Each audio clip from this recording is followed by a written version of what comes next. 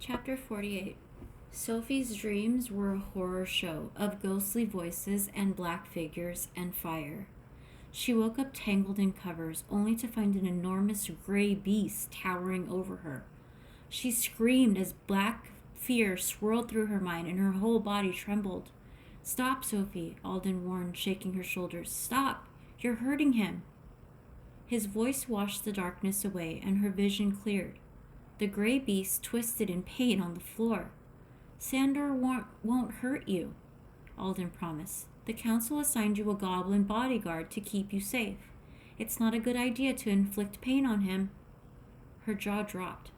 "Inflict?" Alden nodded. "It seems you're an inflictor. A melder causes temporary paralysis, so Dex was semi-conscious during your escape. He told you made everyone collapse in pain.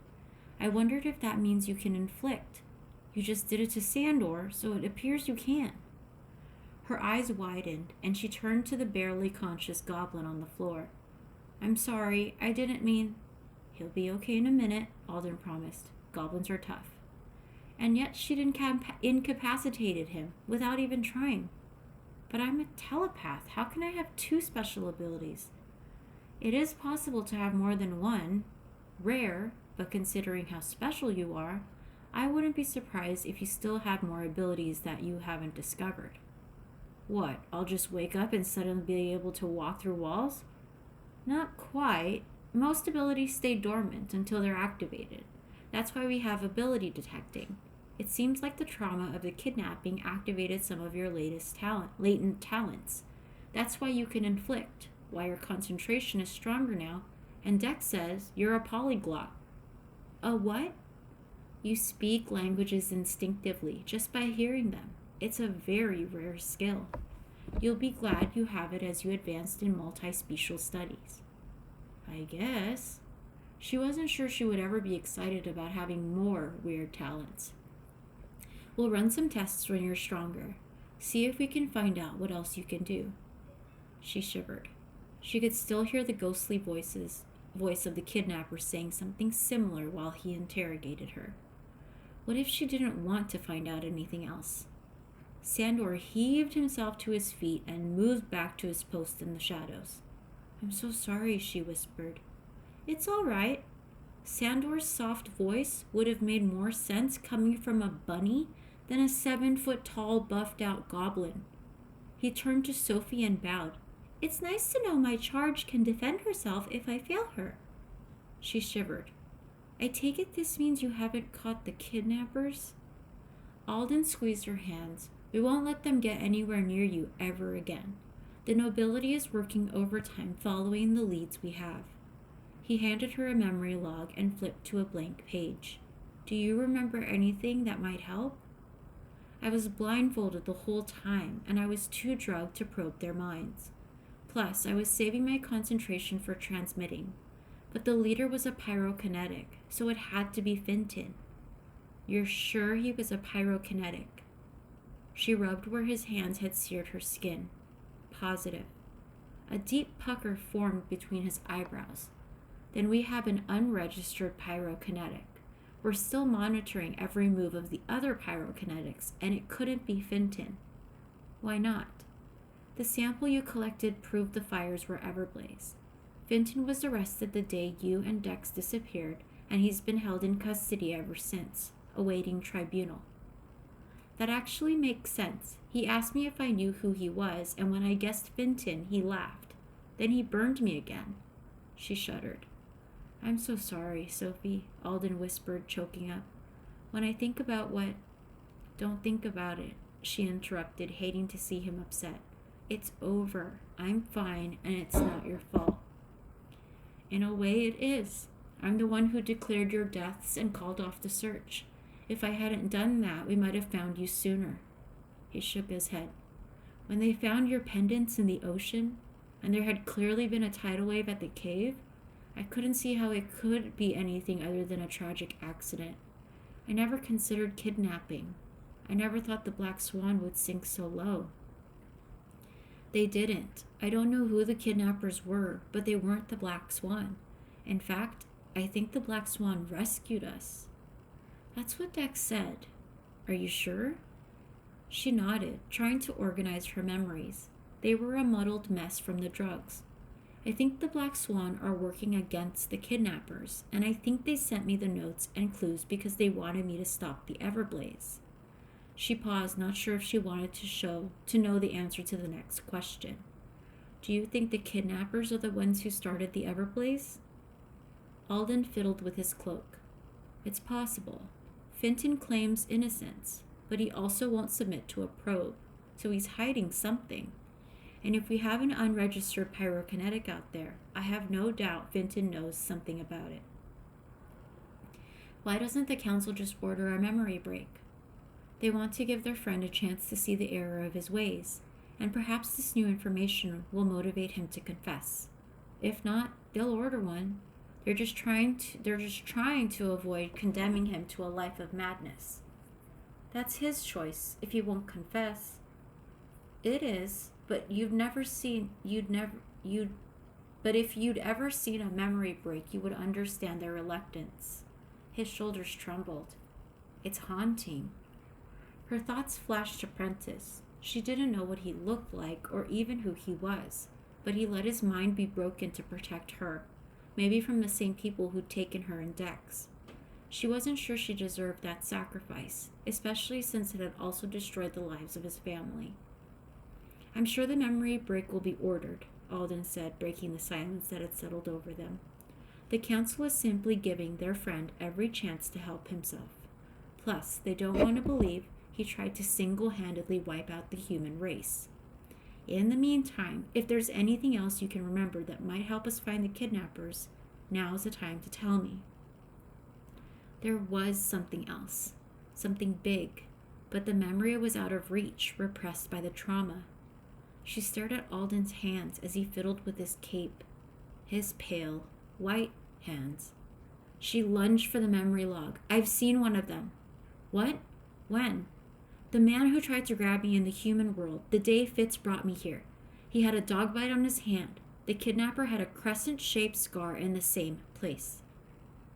She projected the wound and the scar on a page and handed the memory log to Alden. One was fresh and bleeding, and the other was a faded scar, but they were the same size and shape, and were even jagged in the same places. See, he really was an elf, and he had been there to get me.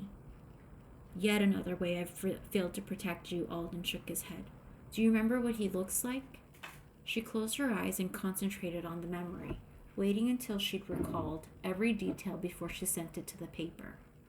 Her hand shook as she stared at the person who'd tied her up and drugged her, who'd been ready to kill Dex.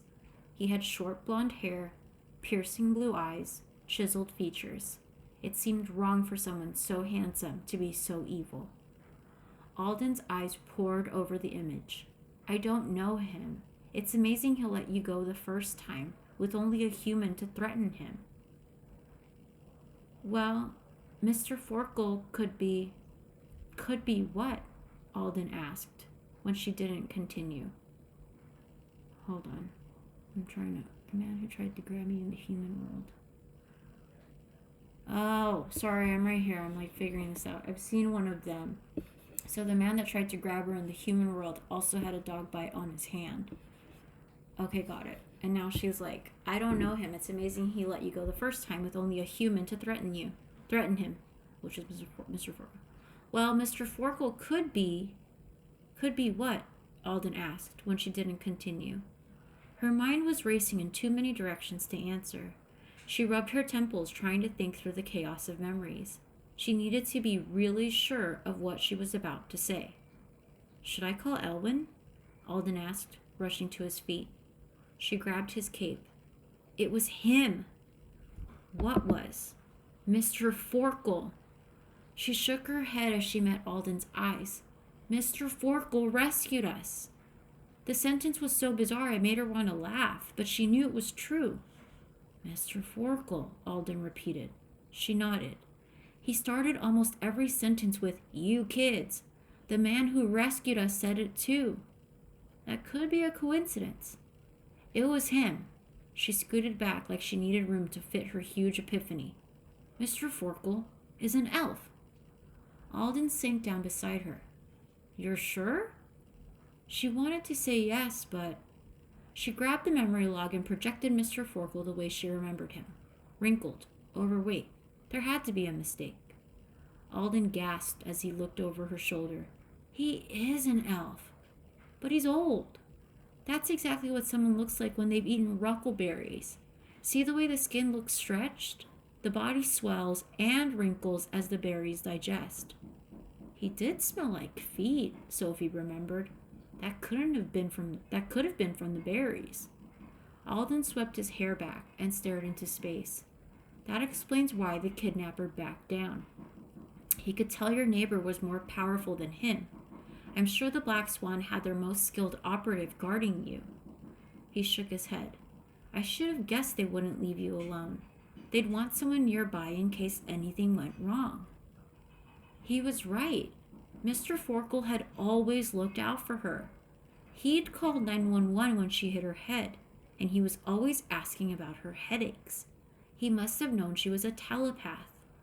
But why could I hear his thoughts? Shouldn't his mind have been silent? Another part of his disguise. A highly skilled telepath can broadcast thoughts the way humans do. He gave you what you needed to hear to not suspect him. I bet that's how they planted some of the memories in your brain. He certainly had enough access to you to broadcast subliminal messages when he needed to. Mr. Forkle? A telepath? She sucked in a breath. He was there when I fell and hit my head. The accident that started my telepathy when I was 5. Do you think he did something to me? It's possible. I'm not sure why they'd want to trigger an ability in you at that age, but he might have to decide to take advantage of you. But he might have decided to take advantage of you being unconscious. Telepathy can be easier to activate that way. Not that I've ever tried it. In fact, I wonder. What? She asked when he didn't finish. I wonder if he's the reason you've developed more abilities. He might have triggered some after he rescued you. They were exactly the skills you needed to survive. She didn't remember that much of what happened, but she did remember feeling 5 years old again. Was that because he'd done the same thing he'd done back then? She shook her head. It was too much. Her whole life she'd been controlled and manipulated, and they were still doing it. Why? She asked, wishing she had something to throw. Why put me with the humans? Why all the secrets? What was the point? I don't know, Alden whispered as he rose to pace. I'd always assumed it was to hide you from us, but maybe there was more to it than that. Tell me this. Why did you risk everything to bottle the Everblaze? She was surprised he had to ask. People were dying. Humans were dying, he corrected, and no one cared enough to stop it, except you. I think you can hardly deny your upbringing played a big role in that decision. Maybe that's what the Black Swan wanted all along. If you're right, and they're working against these other rebels, who seem to want to destroy the human race, then perhaps they thought it would be wise to have someone who cared about humans on their side. I'm not on their side. That doesn't mean they don't want you to be. He paused to stare out the window. The only ones who'll know for sure are the Black Swan. It's time we find them and ask them. He made it sound so simple, like he could just look up their address in the phone book. They've been hiding from you for years. What makes you think you can find them now? He held up the memory log. We'll run these images through the registry database. Your neighbor might be hard to match, but we'll check every telepath until we find him and force him to lead us to the Black Swan. In the meantime, we'll use the other picture to find the identity of the kidnapper. Once we catch him, we'll be able to probe his mind to find the others. She curled her knees into her chest, shaking her head.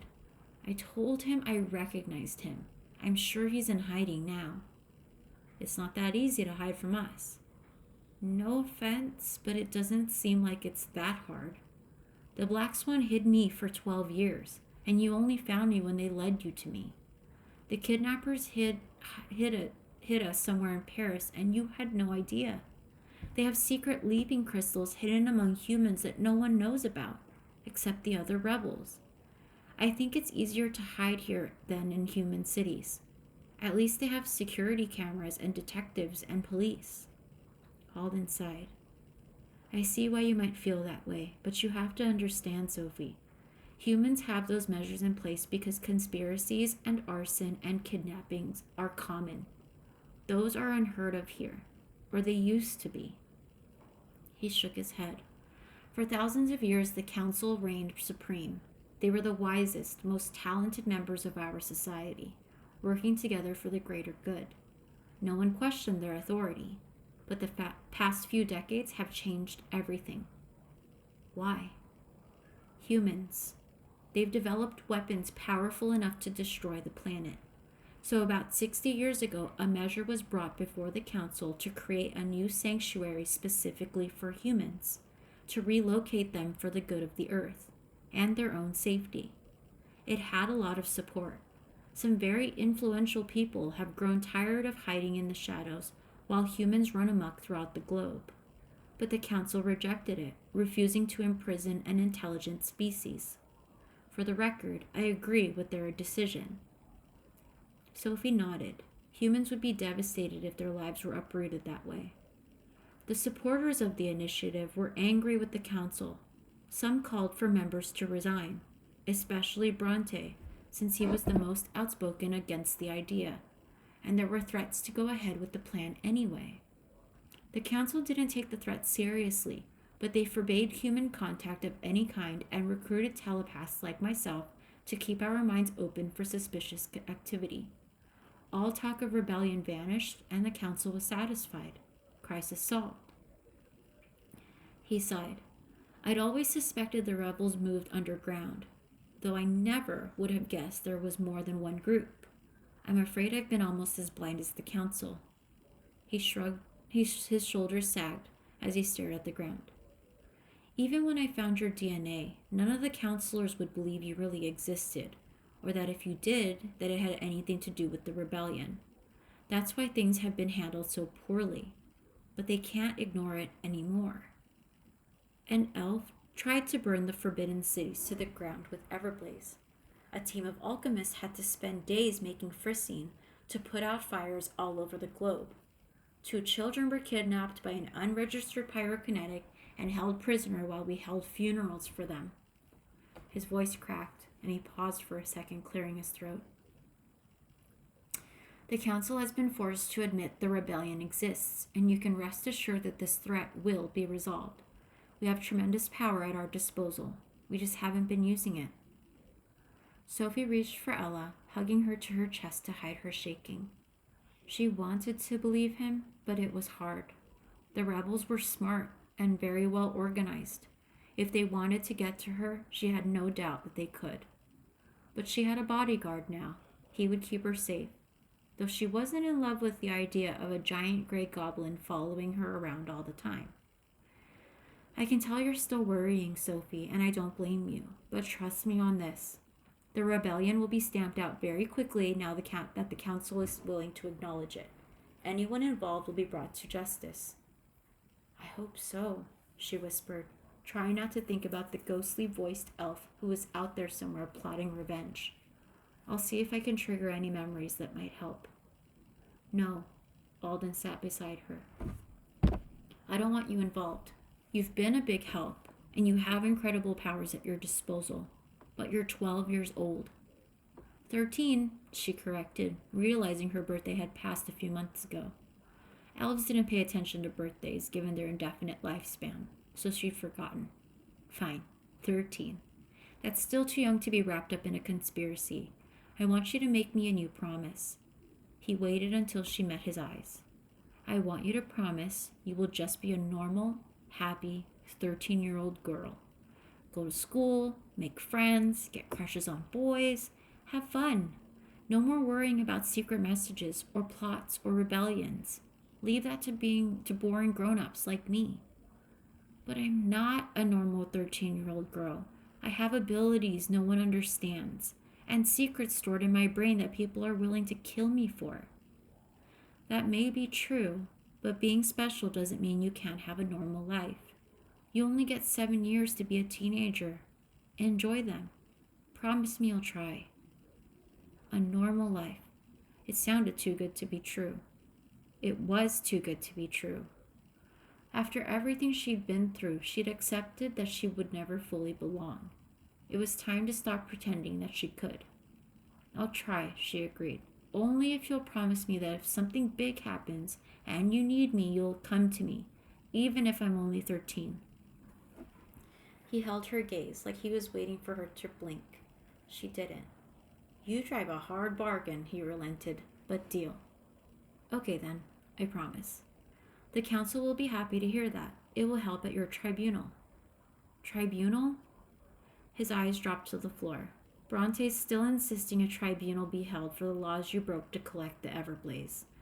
Plus, the council has to decide your future at Foxfire. She tugged out an eyelash. She'd forgotten how uncertain her future still was. When will it be? Not right away. They've agreed to wait until you're strong enough. I'm strong enough. 3 days ago, you had a banshee sleeping at your side, and we were terrified we would have to hold a real funeral for you. Please don't make me wait. I can't stand not knowing. Alden studied her face for a long time before responding. If that's what you really want, I'll arrange everything for tomorrow. She nodded. It is.